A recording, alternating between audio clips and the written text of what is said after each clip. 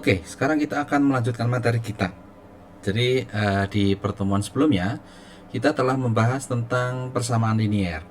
Kita telah membahas tentang persamaan linier atau garis lurus, bagaimana kita menggambarkan garis lurus, bagaimana kita bisa menentukan persamaan garis lurus jika diketahui sesuatu seperti gradien, seperti dua titik, ya. Nah, itu telah kita pelajari.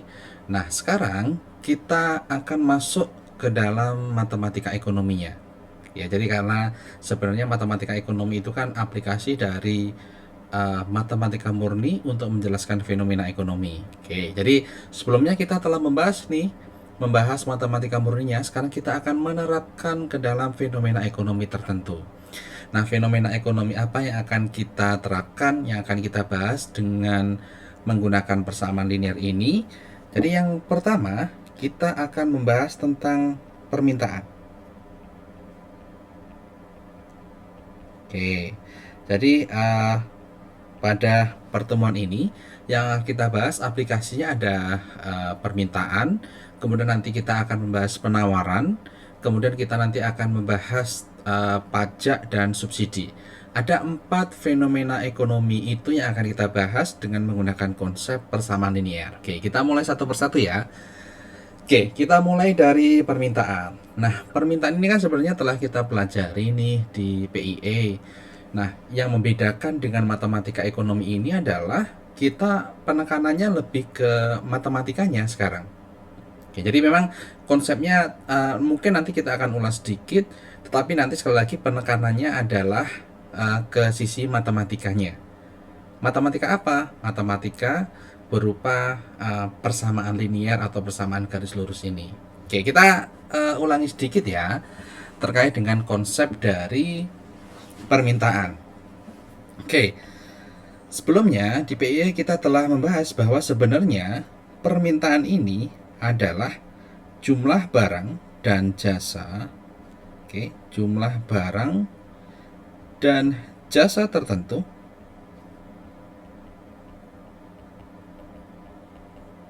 yang diminta. Oke, yang diminta dan mampu dibeli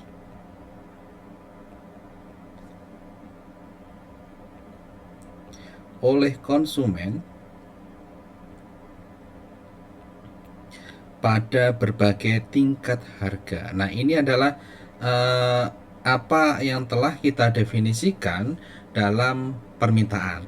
Dan ini telah kita bahas di PIE. Oke, kenapa kok saya menggunakan terminologi yang diminta dan mampu dibeli? Itu sebenarnya telah kita bahas di PIE, jadi sekarang saya tidak akan mengulangi lagi.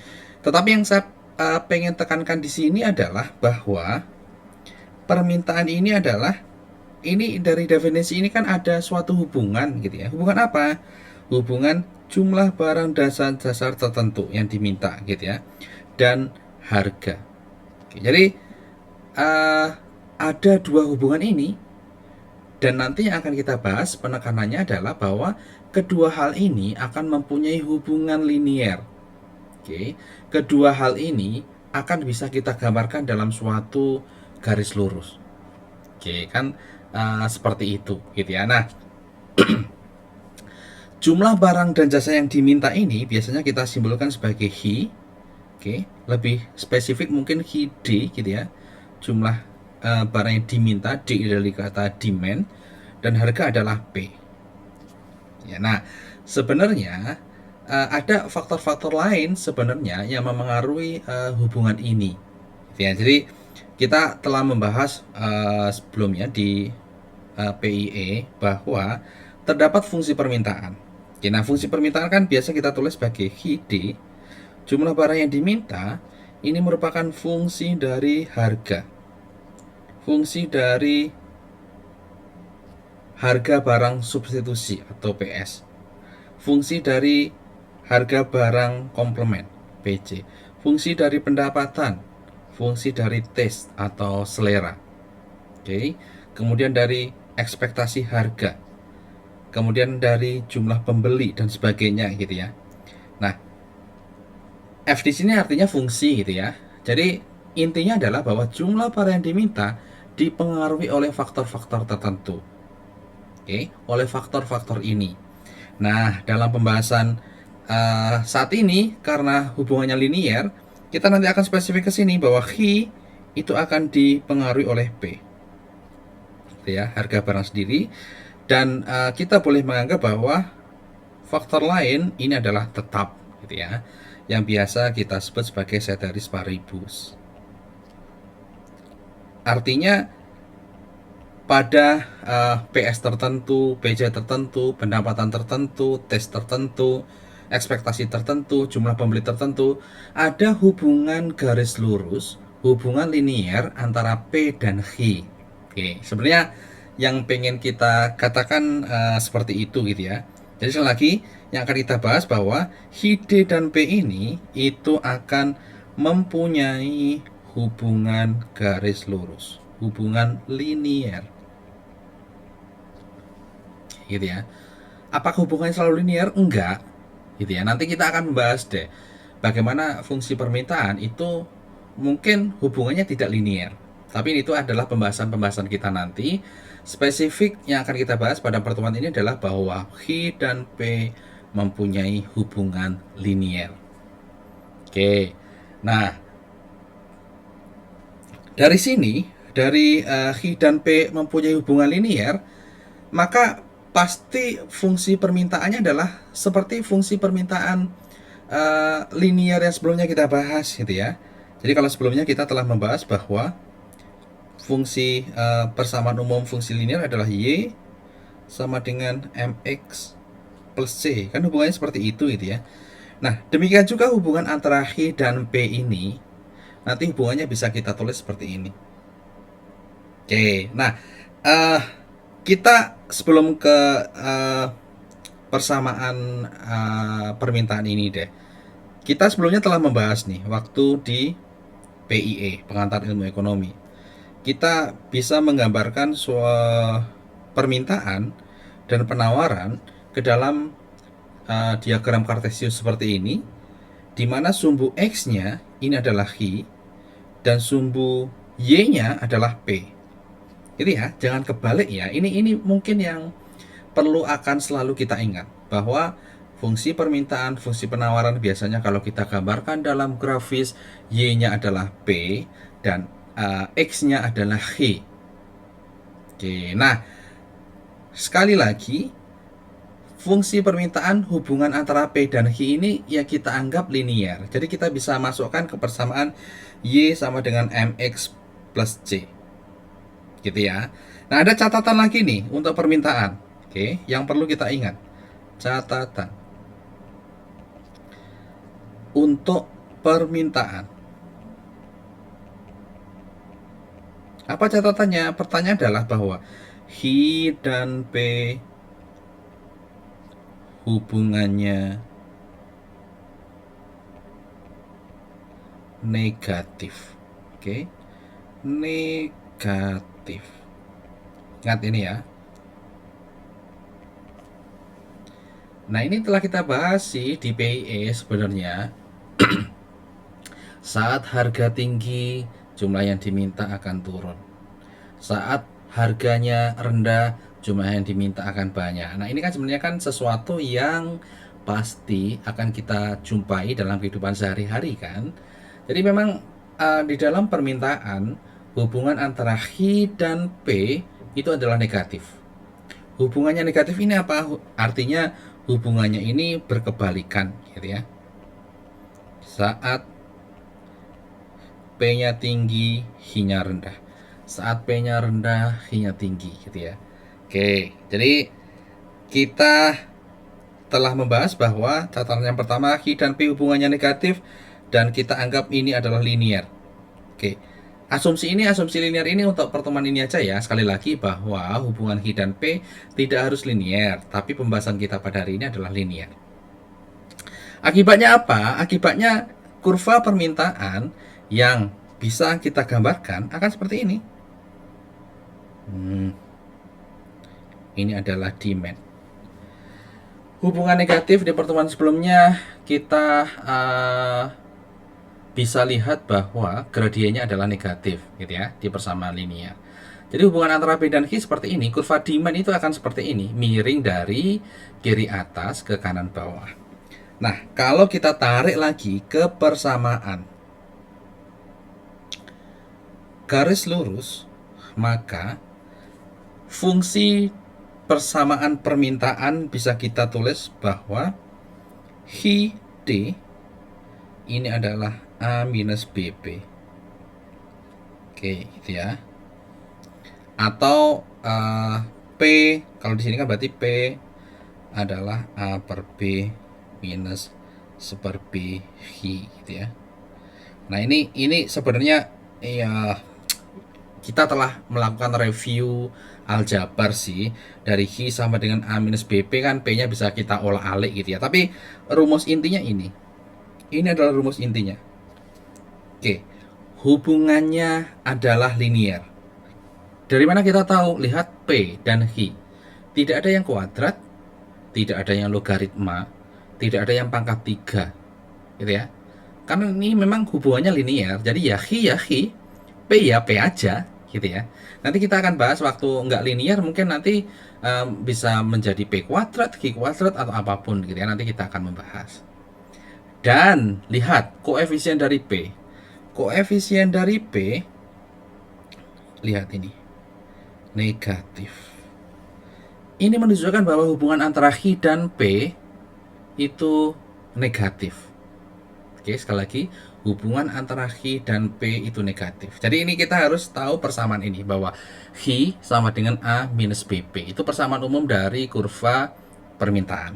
Oke, gitu ya. Jadi sekali lagi, ini yang perlu kita pahami, perlu kita renungkan, perlu kita hafal bahwa persamaan umum fungsi permintaan adalah seperti ini. Oke, sekarang kita akan masuk ke contoh soalnya. Oke, contoh soalnya. Oke, contoh soal.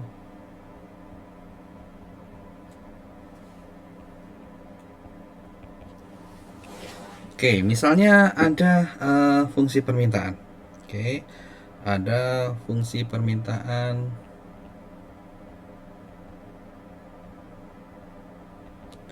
Q sama dengan 200 minus 2P gitu ya. Nah, dari sini kita paham bahwa ini memang benar-benar fungsi permintaan. Kenapa?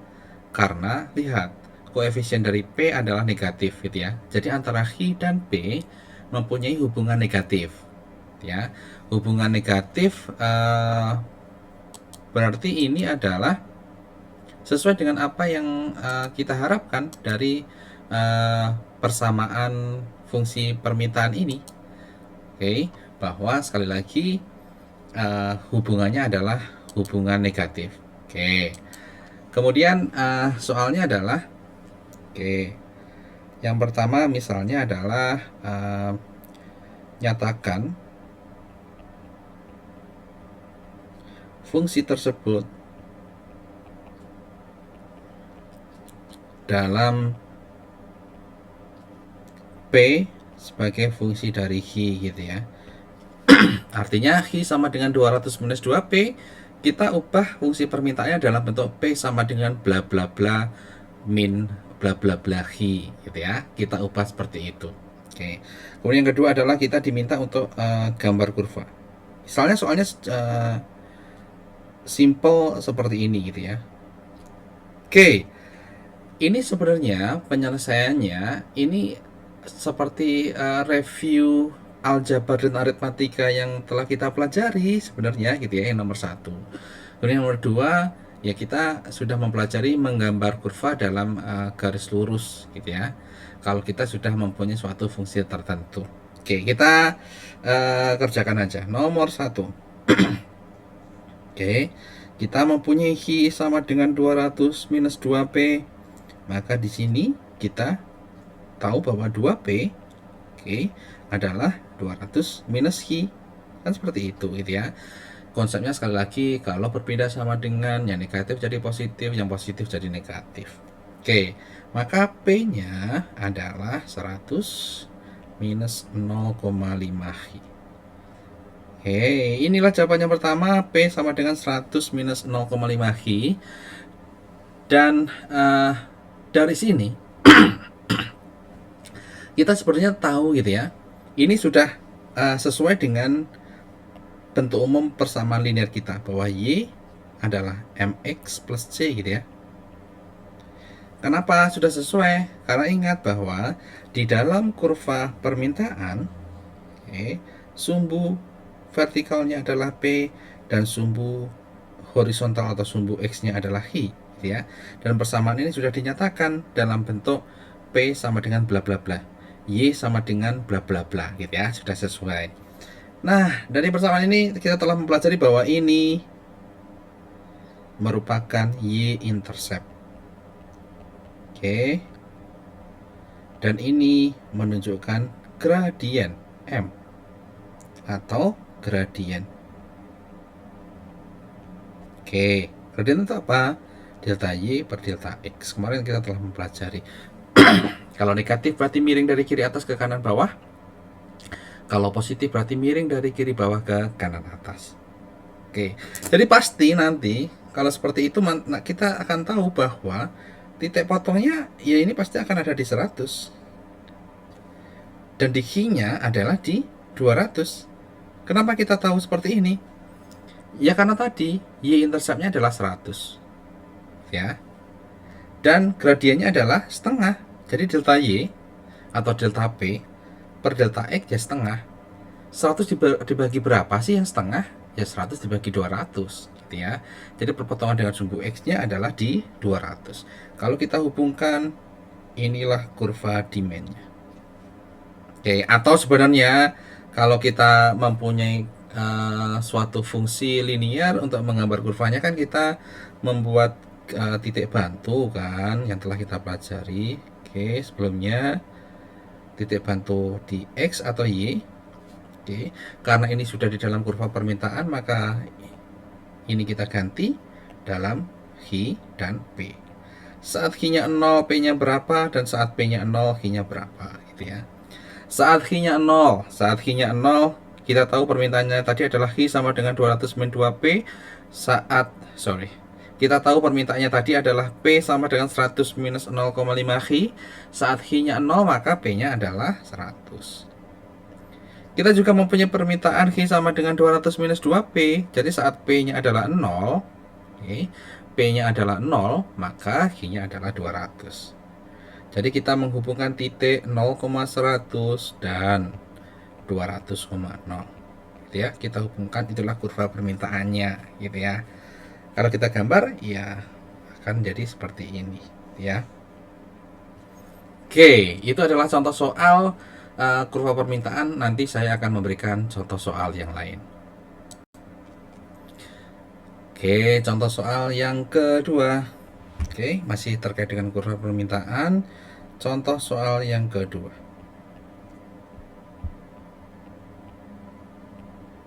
Oke, misalnya ada permintaan. Oke, ada permintaan. Oke, saat harganya 15,3 dolar.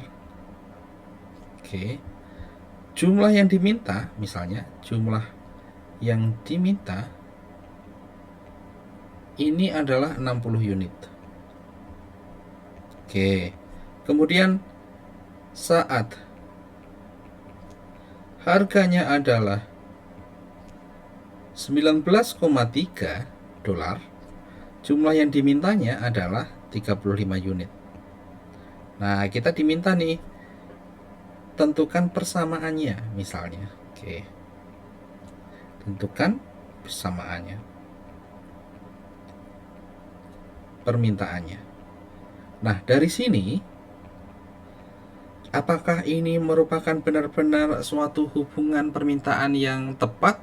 Oke, kita lihat harganya 15,3, yang diminta 60. Nah, kemudian harganya naik nih 19,3. Oke, harga naik dan jumlah yang diminta turun. Nah, ini hubungannya negatif, hubungannya berbalikan. Nah, ini juga merupakan sifat dari permintaan yang benar gitu ya. Jadi memang soalnya sesuai dengan kaidah permintaan yang telah kita pelajari. Oke, sekarang kita diminta untuk menentukan persamaan permintaan. Nah, ini sebenarnya konsepnya adalah yang telah kita pelajari di persamaan linear saat kita mempunyai dua titik. Kemudian titik itu dalam satu garis lurus, maka kita bisa menentukan persamaan garis lurusnya, gitu ya. Kan yang telah kita pelajari ada beberapa cara gitu ya. Oke, cara yang pertama dengan rumusnya apa? Yang telah kita pelajari, Y min Y1 per X min X1 sama dengan Y min Y1 per Y2 min Y1 sama dengan X min X1 per X2 min X1. Oke, karena ini permintaan dan kita tahu sumbu Y-nya adalah P, ingat sumbu Y-nya adalah P dan sumbu X-nya adalah Hi, maka bisa kita ganti nih rumusnya. P min P1 per P2 min P1 sama dengan Hi min Hi1 per Hi2 min Hi1. Oke, tadi kita sudah mempunyai persamaan bahwa P1-nya adalah 15,3, Hi1-nya adalah 60, P2-nya adalah 19,3, dan Hi2-nya adalah 35. Oke, tinggal kita masukin aja. Oke, P min P1 berarti P min 15,3. Oke, dibagi dengan P2 min P1 19,3 min 15,3 sama dengan Hi min Hi1 Hi min 60 per Hi2 min Hi1 35 min 60 gitu ya. Oke, tinggal kita hitung aja. P min 15,3 per 4 sama dengan Hi min 60 per minus 25 ya. Nah, kalau kita sudah nyampe sini berarti kita tinggal kalikan silang aja sesuai dengan sesuai dengan konsep aljabar aritmatika yang telah kita pelajari. Oke, gitu ya. Kita kalikan silang minus 25P. Oke. Kemudian 15,3 kalau kita kalikan dengan 25 hasilnya adalah plus 382,5. Ini nilainya adalah 4Ki minus 240. Oke, sehingga minus 25P-nya adalah 4Hi. Oke,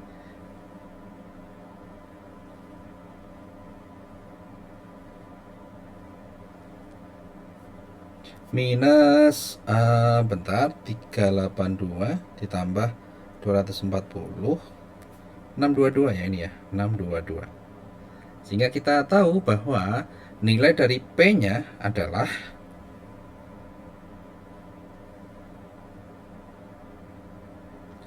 minus 0,16 Hi, oke, plus